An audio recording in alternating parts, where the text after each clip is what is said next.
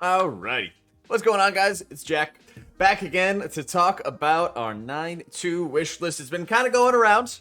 Of course, we see the video and everything like that from Tally, and of course I was watching GG Wow's video with Ranos and Tettles and everything like that, so I said, fine, like every good content creator, let's copy what everybody else is doing, and let's talk about some of our hopes, predictions, and everything for 9.2, since it should hopefully be kind of imminent. Alright. I put a list together, and we're going to go over some of the things on our list, and also some of the things that are not, and, you know, kind of branch out our mindset a little bit here.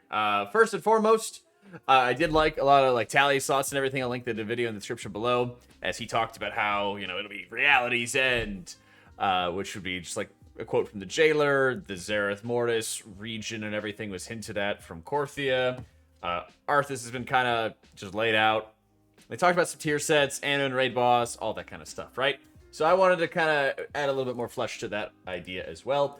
I do hope, and Taliesin kind of mentioned this and went back and forth between, like, would 9.2 be the last raid of the X-Pack? They had a theory that it would in a previous video. I really agree with it, but also in this one, he was talking about maybe it won't be.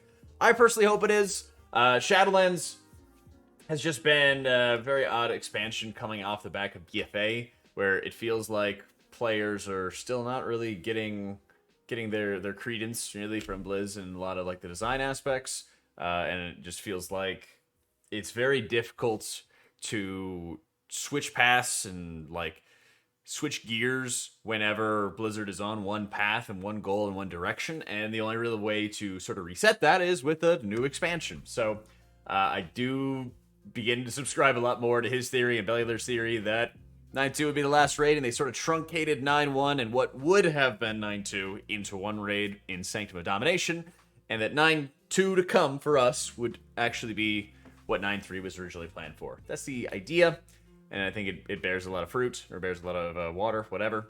And so I think that they're correct, and that we are going to see something like Zereth Mortis. We're going to fight the Jailer, all that other good stuff. I would like to see Anduin as a penultimate fight, but with something with like Arthas mixed in.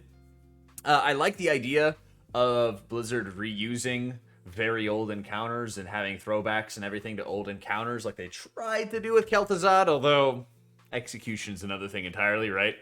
But I did like the idea of it. I hope that they kind of continue trying and experimenting those things, but this time with Arthas, because he's been hinted at a million times over, and I'd imagine that we have a lot more to be able to learn about him and a number of other souls that have been kind of like locked away, right? Including that other sort of shard of Sylvanas, but I guess we'll see what happens there. Much like we saw out of Gromash Hellscream in Hellfire Citadel, all he did was like oppose the Legion and they locked him up. We freed him in the middle of the raid, and then with no questions asked, he decided to join us in battle. So I'd imagine something like that is going to happen with Sylvanas. Now that she's gotten her extra soul merged, we'll probably have some like mid-boss fight where Sylvanas is required to help us get through it. Maybe some kind of odd kind of switch gears, like we had to rescue Ashara in Nyalotha. Had to, I guess, so that she would give us the dagger so we could defeat N'Zoth and everything. So who knows? I'd imagine something like that would happen.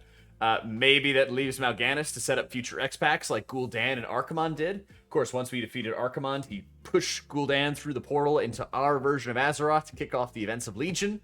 Maybe Mal'Ganis would do something along those lines. Maybe it'd be some kind of weird time travel-y thing where he left first and everything like that, and we come back and all this time has passed and he's fucked up Azeroth good and plenty. Maybe.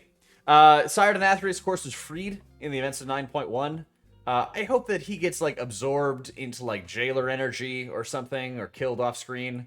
I like Sire Denathrius, but there's this nasty trend, and this is just not really, it's not solely because of Sire, but it's a lot of other times that this happens, where we just don't really kill our end bosses, and it drives me crazy, you know? I can sort of get some exceptions here and there. We have Jaina, we have Sylvanas, but then you have Ashara as well, and now you have Sire, and it's just a constant trend. Like, unless we really, truly lose a fight, we should kill the beasts and people that we're killing as end bosses, right? Otherwise, what's the point? So I hope something happens there with Sire. That he gets betrayed by the Jailer or something like that and gets destroyed as a result.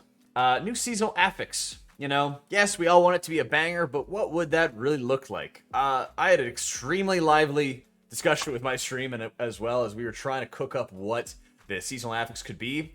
So we have a couple spitball ideas. You know, they can make the powers based off of the first ones. They can make the power similar to the empowered boost like Torghast, although I think many people would agree that we've kind of had our fill of Torghast related powers. But I do like the idea of having more group-based bonuses on how you want to interact with the dungeon. 2 to 3 mobs per instance that you kill off to get this superpower.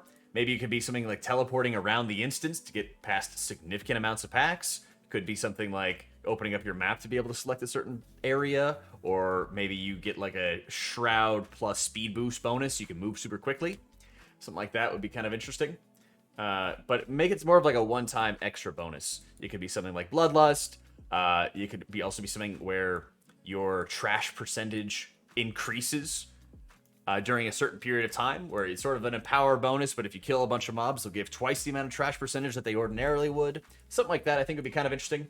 People raised the point that they didn't like this because if you wipe, you waste the power. That could also cause a problem.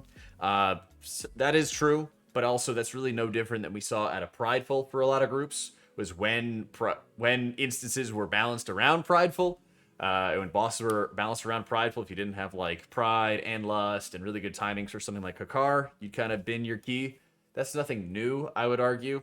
But it's also very similar to, well, we need to have all our DPS CDs to be able to kill off, you know, this really large trash pack, or we need to be able to have the correct timings as we go into something here or there. So I am kind of curious what they would have instead. I think we've had a number of instances where if a Shroud fails or Crowd Control fails, if something fails, it can brick your runs at really high levels. So I don't think that is only a problem that we see with our seasonal affixes. But I'd be curious what people would want. Personally, I wouldn't even mind having Awakening 2.0. If they wanted to slap in Awakening, great. That's fine by me, right? That'd be kind of fun. But I know that they want to continuously make different changes.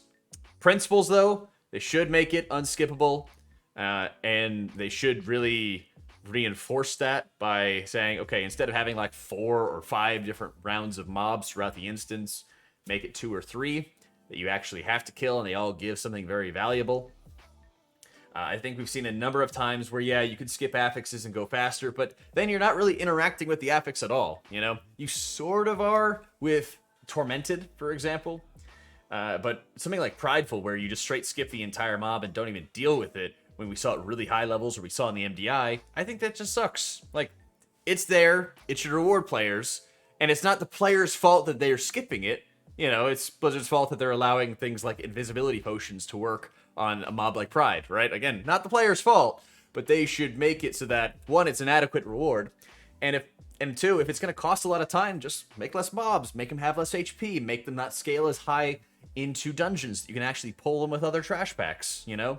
There's a number of different ways that you can go about doing so without just hard punishing players. And I hope that whenever 9.2 PTR actually gets released, that it take a lot of extra time to be able to test out this affix. Because I think when we saw Tormented, it didn't really have a lot of changes with how it worked when we saw it on PTR. They kind of tuned a couple of different abilities here and there. But overall, the mobs were the mobs, and they didn't really change the design. So I think having something early enough on PTR to be able to really let us sink our teeth in and hopefully have them listen to feedback and make changes is of the utmost importance, because this could potentially be the last tier for quite a while. So they need to make sure it's good, right? This is it's kind of a future idea.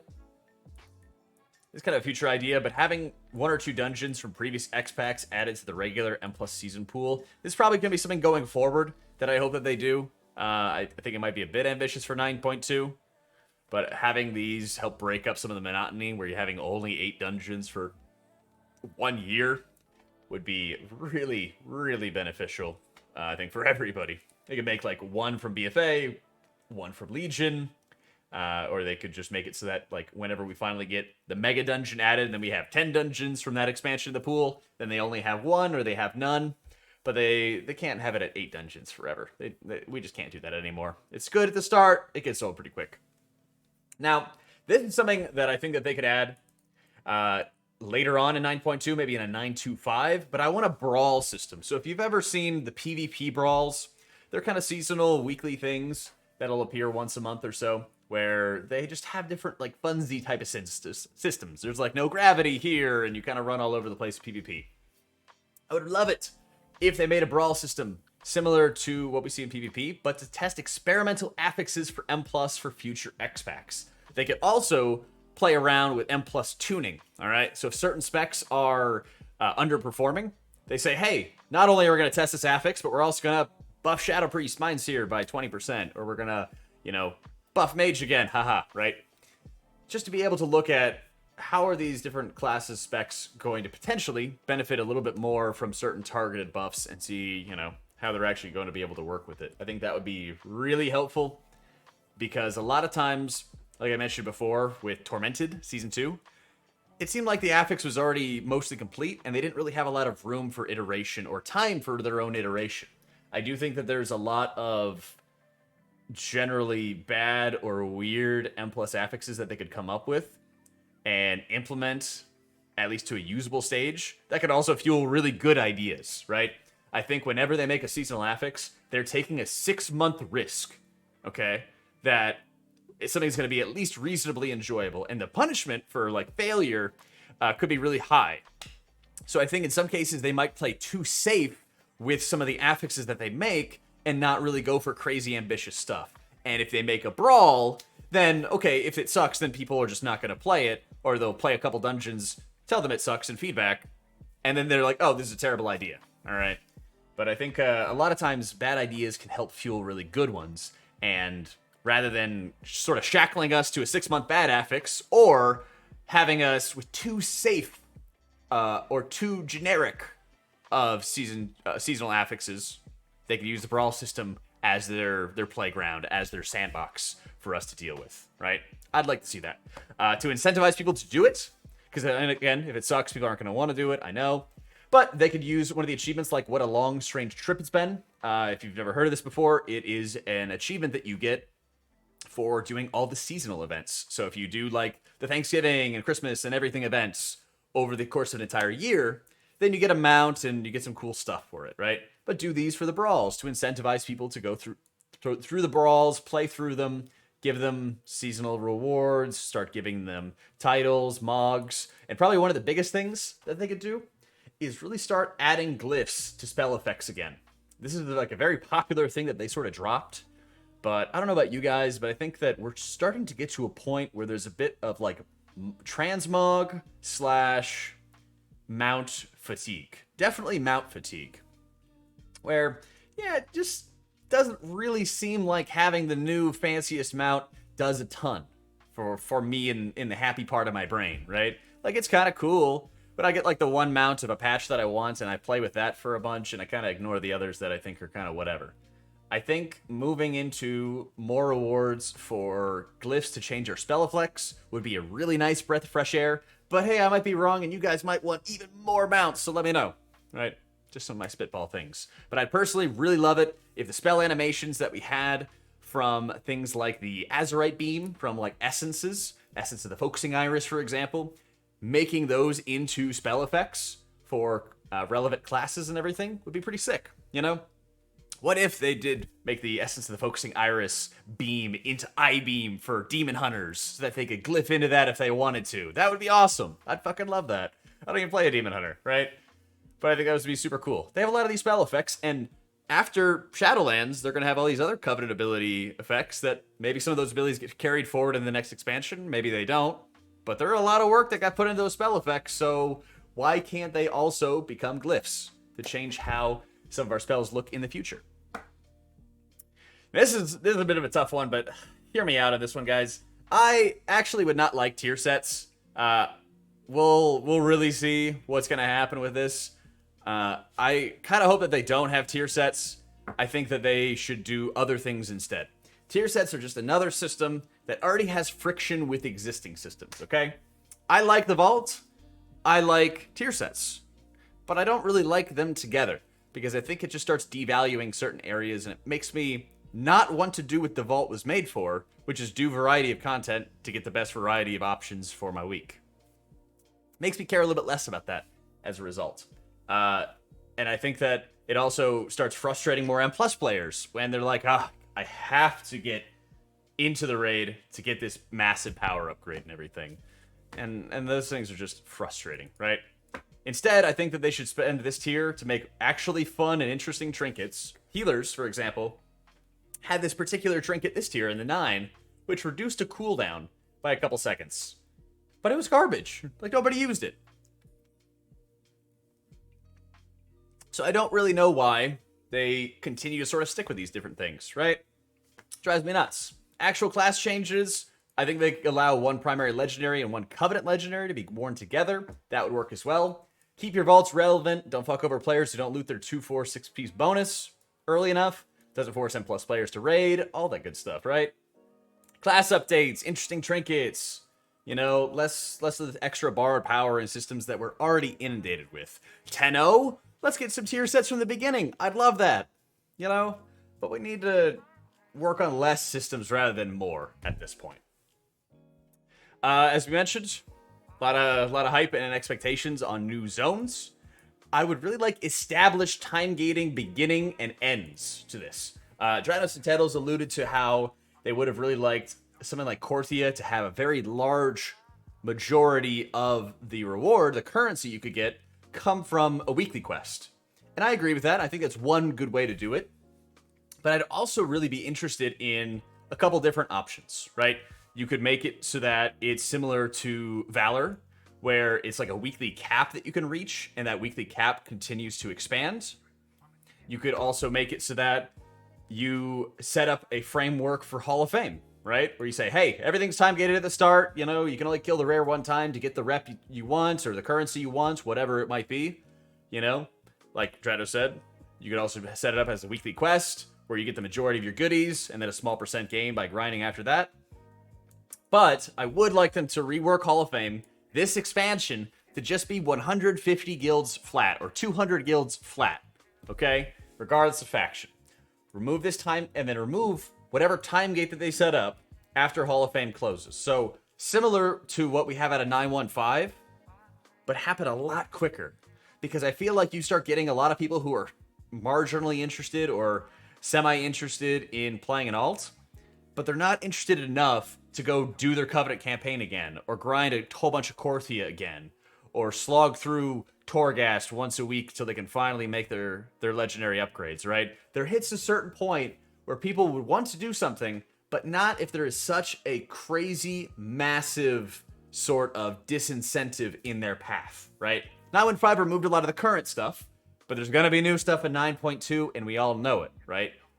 Maybe there's new currency for Torghast. Maybe there is going to be new currency for the zone that'll be gating sockets, conduits, the works, once again, that we've been seeing. So we don't exactly know what it's going to be, but we know it's going to be there. And I think that they need, at the end of the day, to make the removal of time gating and catch-up for alts or alt friendliness a plan from the beginning, okay? There's a number of ways they could do it, but that plan needs to be there and not some afterthought 4 months after a tier gets released, 5 months after a tier gets released, when everyone has made up their mind whether they wanted to grind out that alt or not, right?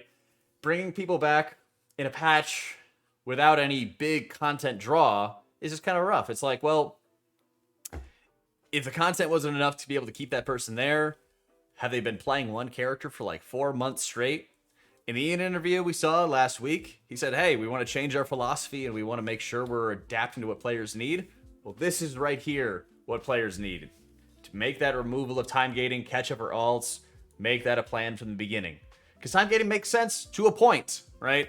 You don't want to have everybody just degen and just consume all the content at one go, to go get tier 6 codex in a day. Like, no. It makes sense, I get that.